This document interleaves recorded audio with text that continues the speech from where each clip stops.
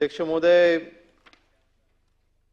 Torres नावाची company, ह्या कंपनीने 2023 ला ही कंपनी मुंबई येथे स्थापन झाली. मुंबई, नवी मुंबई आणि कल्याण डोंबिवली या परिसरामध्ये त्यांनी ग्राहकांना तिथे टार्गेट केलं आणि सन्माननीय सदस्यांनी म्हटल्याप्रमाणे ह्याच्यामध्ये प्रामुख्याने त्यांनी ज्वेलरी स्टोअर म्हणून, म्हणजे मॉझलाईन स्टोन जो असतो म्हणजे बेसिकली डायमंडचं एक डुप्लिकेशन असतं आणि मॅझलाईन स्टोन तुम्ही विकत घ्या, त्याचे भाव हे भविष्यामध्ये वाढणार आहेत, गुंतवणूक तुम्ही करा. आणि ह्याच्यामध्ये फक्त गरीब नाही तर अनेक श्रीमंतांनी देखील ह्याच्यामध्ये पैसे गुंतवले. काही ग्राहकांनी 20 लाख रुपये 25 लाख रुपये देखील याच्यामध्ये गुंतवलेले आहेत. आणि ह्यांनी आठवड्याला आम्ही तुम्हाला 10% इंटरेस्ट देऊ, 11% इंटरेस्ट देऊ, त्यांनी जवळपास वर्षभर इंटरेस्ट दिले देखील. त्यांचं फसवणुकीचं त्यांचं पॅटर्न होतं. एकंदरीत अध्यक्ष महोदय, ही प्रायव्हेट लिमिटेड कंपनी होती. ह्याच्यामध्ये 4 डायरेक्टर होते. 2 डायरेक्टर जे होते ते युक्रेन देशाचे होते आणि 2 डायरेक्टर जे होते ते इंडियन होते, आपले भारतीय नागरिक होते. अध्यक्ष महोदय, याच्यामध्ये तक्रार जी पहिली आली ही 6 जानेवारीला ही पहिली तक्रार ही दाखल झालेली आहे.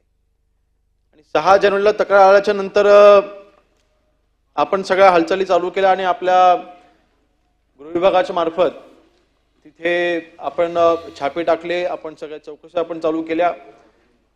आणि जेव्हा लक्षात आले की ही फसवणूक आहे, लगेचच आपण त्यांचे जे काही अकाउंट्स आहेत सगळे आपण फ्रीज केले, त्यांच्या जेवढ्या मालमत्ता आहेत सगळ्या आपण फ्रीज केल्या. आणि आजपर्यंत जे काही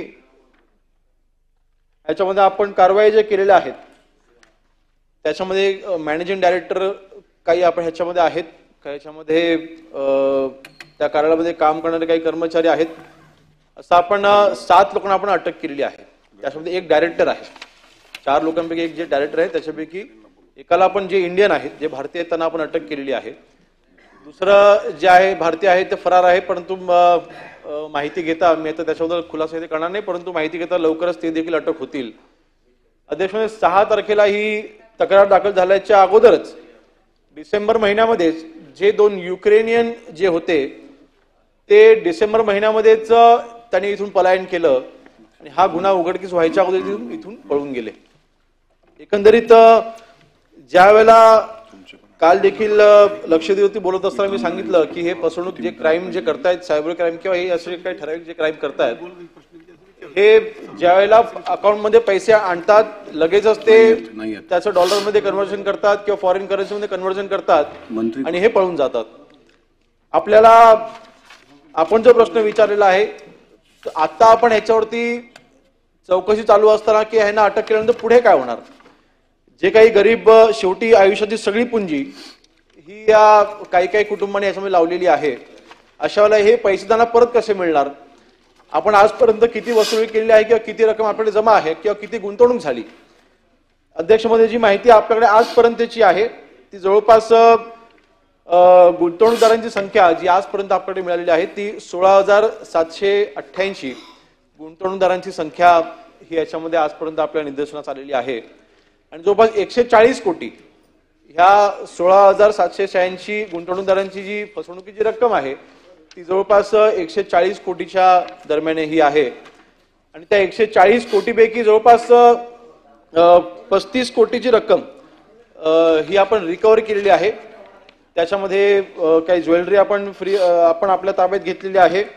त्यांच्या जे बँक अकाउंट होते त्याच्यामध्ये जवळपास 19 कोटी आपण ते फ्रीज केले, ती रक्कम आहे.